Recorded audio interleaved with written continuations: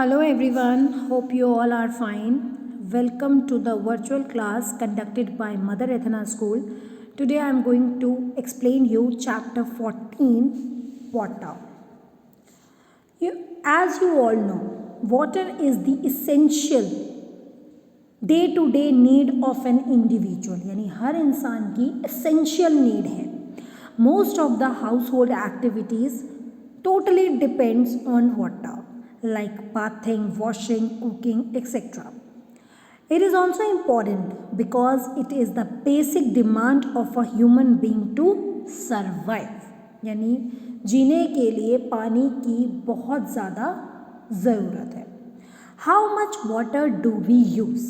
कितना पानी हम यूज़ करते हैं? Water covers 1/3 of the Earth's surface, present in seas, oceans, and in the form of glaciers. But still only 2% fresh water is available for drinking and other uses. इसका क्या मतलब हुआ? इसका मतलब ये हुआ कि 1/3 ऑफ द अर्थ सरफेस में पानी है, बट फ्रेश वाटर कितना है? 2% for drinking and for other uses. We use water in our day to day activities and for producing many new things. Water is also used in agriculture as well as the industrial sector. Water की बहुत ज़्यादा requirement है agriculture यानी कि खेती में, crops को grow करने में we need lots and lots of water. And in industrial sector, industrial sector means जितनी भी इंडस्ट्रीज़ हैं इसमें भी काफ़ी अमाउंट में वाटर का यूज़ होता है. So the question is where do we get water from, कि हमें ये पानी मिलता कहाँ से है. The 2% water which is available for drinking and for other use is present in rivers, lakes, ponds and wells. The water in seas and oceans is salty, therefore unfit for our use.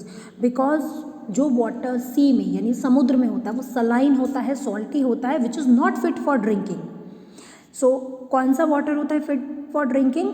तो that is in rivers, in lakes, in ponds and in wells, and we will get the 2% water from these sources only.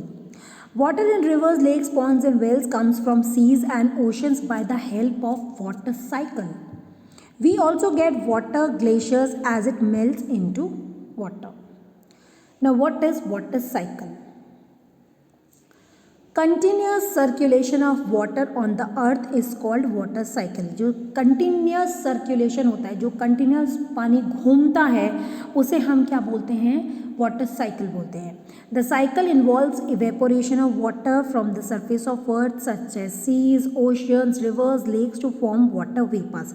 यानी कि जो पानी seize में, oceans में, reverse में या lakes में होता है उसमें इवेपोरेशन होता है. हीटिंग की वजह से पानी वाटर वेपर्स की फॉर्म में स्टोर होता है.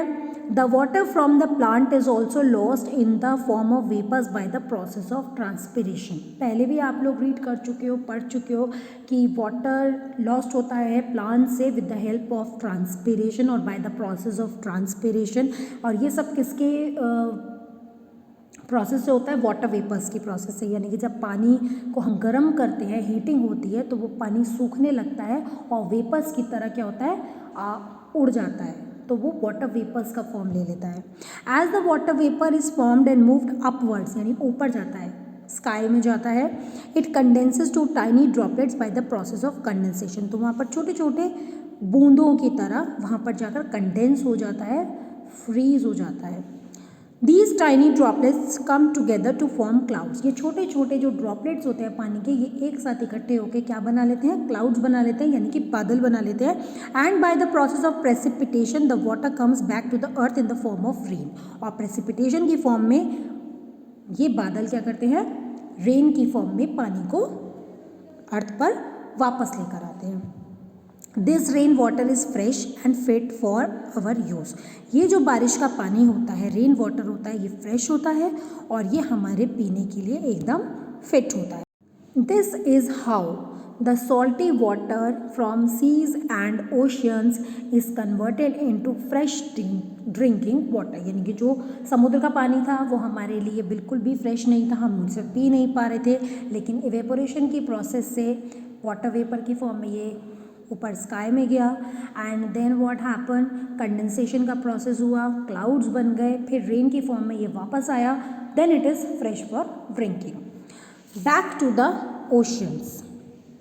The land surface is slightly elevated from the water surfaces such as seas and oceans. Therefore, water from the rain and glaciers all sweeps down into the seas and oceans.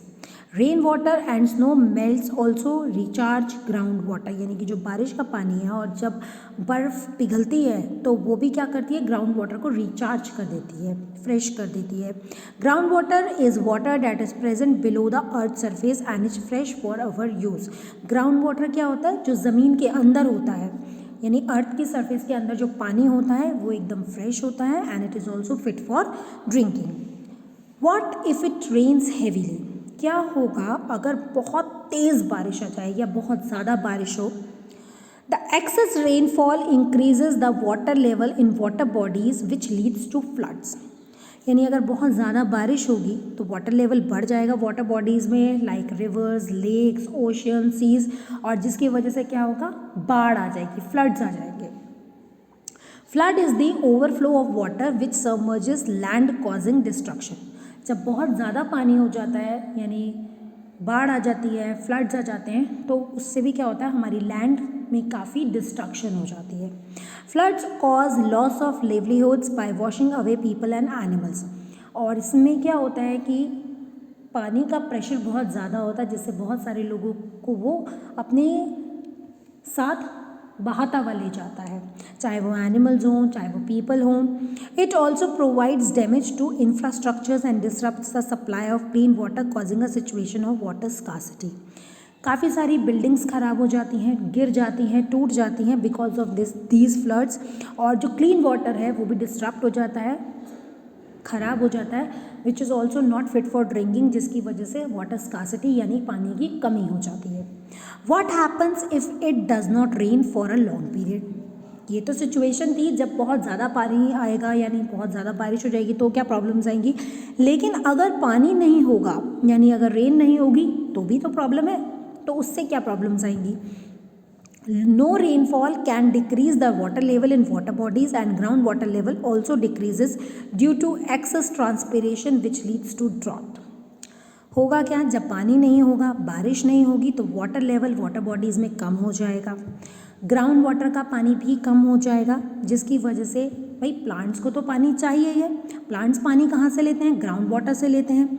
Ground water का तो वो the plants can take the water, transpiration की process भी होगी, यानी कि जो loss of water है वो तो कंटिन्यू चलता रहेगा, लेकिन वाटर अवेलेबिलिटी कम होगी, तो विच लीड्स टू ड्रॉट, यानी उससे क्या हो जाएगा, सूखा पड़ जाएगा, ड्राइनेस आ जाएगी. Drought is the situation when there is no water available even for drinking. The complete dryness is drought, यानी पूरी तरह से सूखा आ जाएगा. Drought leads to the shortage of water. Drought की वजह से पानी की कमी हो जाएगी, शॉर्टेज हो जाएगा. Eventually leads to loss of livelihoods. जब पानी कम होगा, लोगों को मिलेगा नहीं, तो लोगों की जान चली जाएगी, which is very hazardous for the human body and for animals also. So the question is, how can we conserve water? हम इस पानी को कैसे कंजर्व करें, कैसे बचाएं. Out of surplus water present, we have access to only a small fraction of water. With an increasing population, the demand for water consumption is also increasing. Population जितनी ज़्यादा होगी, water का consumption भी उतना ही ज़्यादा होगा. The demand for water consumption and careless use of this natural resource leads to shortage of water. यानी demand तो ज़्यादा है, लेकिन अगर हम उसे बचाएंगे नहीं, वेस्ट करते रहेंगे, for example in industrialisation, in depletion, जो भी हम वेस्टेज करते हैं पानी की, उससे क्या होगा, पानी में शॉर्टेज आ जाएगी, पानी की शॉर्टेज हो जाएगी और हम लोगों को वाटर अवेलेबल नहीं होगा. We must adopt some measures to conserve water. So it is very important for all of us to adopt some major measures यानी कुछ रास्ते हमें अडॉप्ट करने चाहिए जिससे हम पानी को बचा सकें। Sustainable use of water can help us to save water for the future also. अगर हम तरीके से पानी को यूज़ करेंगे तो उससे क्या होगा, आगे के लिए यानी फ्यूचर के लिए भी हमें वाटर अवेलेबल रहेगा। नहीं तो क्या होगा, शॉर्टेज ऑफ वाटर, हम लोगों को बहुत सारी प्रॉब्लम्स फेस करनी पड़ेगी। इमेजिन करिए अगर एक दिन आपके घर में पानी नहीं आता है, for one day you are not having a water, there are so much activities, वो ऐसी बहुत सारी चीज़ें होती हैं जिसके लिए आपको लगता है हाय अब हम क्या करें, पानी नहीं है, हम पानी पिएं, कपड़े धोएं, नहाएं, बर्तन धोएं, हम क्या करें। सोचिए जब एक दिन में आप इतने परेशान हो जाते हैं, लेकिन अगर आपको रेस्ट ऑफ द लाइफ में वो वाटर अवेलेबल नहीं होगा तो how much problem you all have to face. So the major conservations of water are rainwater harvesting. Now what is this? One major to conserve our source of fresh water is rainwater harvesting. यानी अगर fresh water को बचाना है तो सबसे important part है rainwater harvesting. Rainwater harvesting is a technique of conserving rain. यानी कि जो बारिश का पानी होता है उसे बचाना, उसे स्टोर करने को हम बोलते हैं rainwater harvesting. There are two types of rainwater harvesting techniques. अब हमारे पास दो रास्ते हैं, दो तरीके हैं रेन वाटर हार्वेस्टिंग को बचाने के। The very first is rooftop harvesting technique. What is this? In this rain water is collected on the roof of house. यानी घर की छत पर रेन वाटर को कलेक्ट किया जाता है। Then it flows down in the tank. उसके बाद वो कहाँ जाता है, टैंक में जाता है, और ग्राउंड में जाता है यानी ज़मीन में जाता है, और पिट यानी गड्ढे, जो ग्राउंड में गड्ढा है उसमें जाता है through the channel of pipes के थ्रू। सेकेंड है direct flow of rain water in ground, दूसरा है सीधा सीधा फ्लो हो कहाँ पर, ग्राउंड में। Next is rain water harvesting provides many benefits, बहुत सारे बेनिफिट्स प्रोवाइड करता है, जैसे कि reducing demand on ground water, यानी कि अगर बारिश का पानी ही ग्राउंड वाटर में जाएगा तो ग्राउंड वाटर को आर्टिफिशियली कम पानी की ज़रूरत पड़ेगी। Providing water for drinking purposes, वो पानी पीने के पर्पसेस को भी सॉल्व करेगा। रिड्यूसिंग फ्लड की जो फ्लड्स हैं उन वो भी कम आएंगे, एंड सॉइल इरोजन, जो सॉइल है वो भी हमारी ख़राब नहीं होगी। So I think this chapter is very much clear to all of you, and you all know the uses of water and the importance of water. So I hope you all can conserve water. Do not waste the water. Thank you everyone. Take care of yourself.